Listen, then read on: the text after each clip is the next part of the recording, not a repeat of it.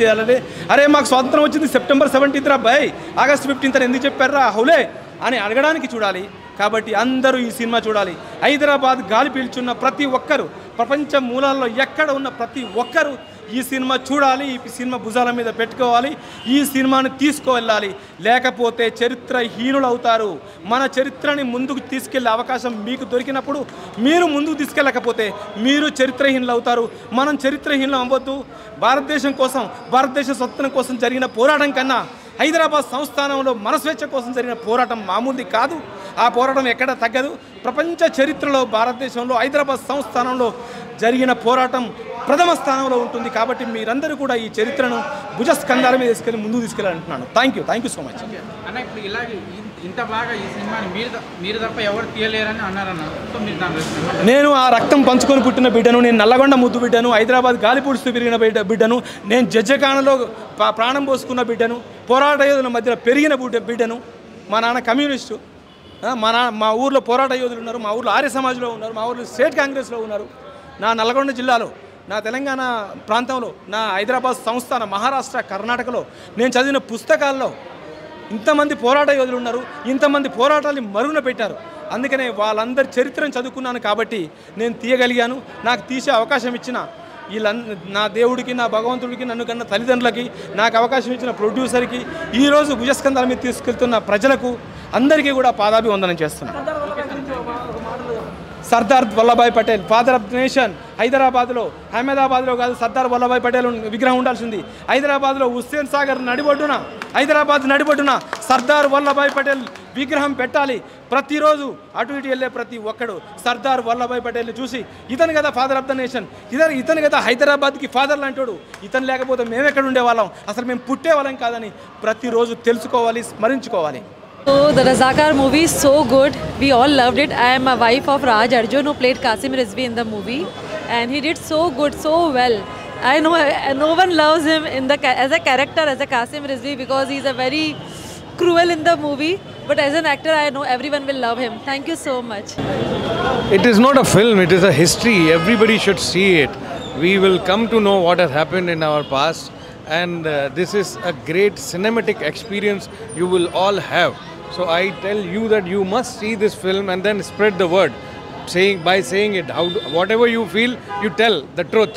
कि अच्छा लगा, खराब लगा, आपको अगर अच्छा लगा है अच्छा बोलो, खराब लगा है खराब बोलो, बट इसको फैलाओ, आप इस बात को फैलाओ कि ये एक अच्छा मीनिंगफुल सेंसिबल सिनेमा बना है, और गुदुर नारायण सर ने और याटा सर ने और बाकी सारी कास्ट एंड क्रू ने अमेजिंग काम किया है और अपनी जान लगाई है. तो spread the word. Thank you very much. Thank you so much.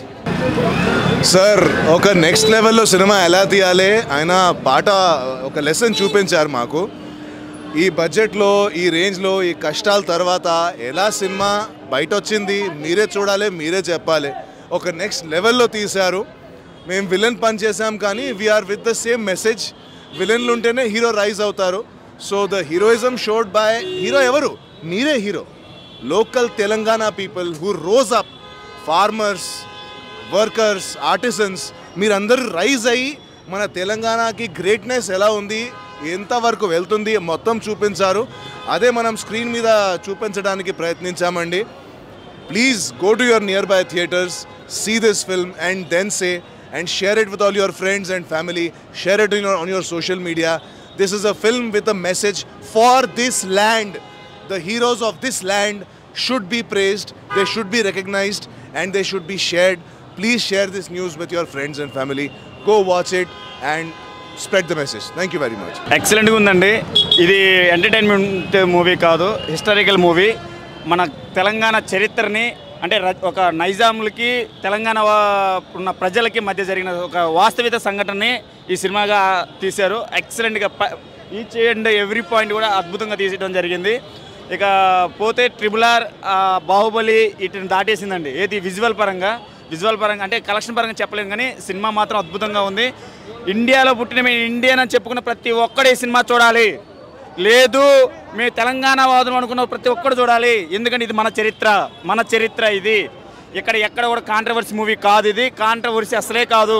హిందువులు ముస్లింల మధ్య గొడవలు కాదు, ఉన్నది వాస్తవికంగా చరిత్రాత్మకంగా తీసిన సినిమా. నేను ఇప్పుడే రజాకర్ సినిమా చూసిన బ్రో, కిరాక్ ఉన్న సినిమా. మ్యూజిక్ కానీ అది ఆ సీన్లు కానీ హీరోయిన్ యాక్షన్ కానీ హీరో యాక్షన్ కానీ అసలు ఎంత బాగుందంటే నిజంగా ఒక మళ్ళీ 1948కి వెళ్ళినట్టు అనిపించింది.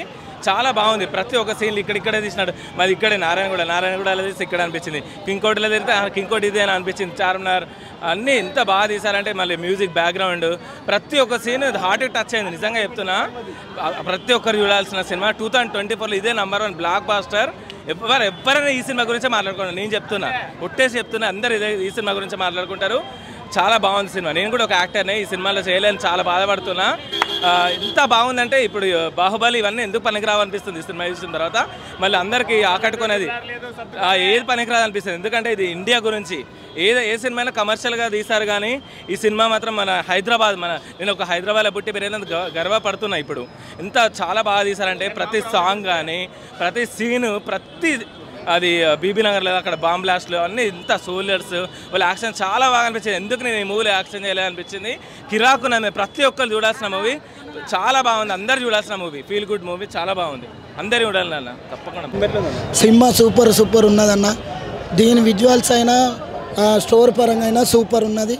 ఇది ఒక అమరవీరుల జ్ఞాపకంగా యాటా సారు ఒక వేట మొదలు పెట్టిండి. ఈ కంచెల్లి తెలంగాణలో ఇటువంటి చాలా సినిమాలు వస్తాయి.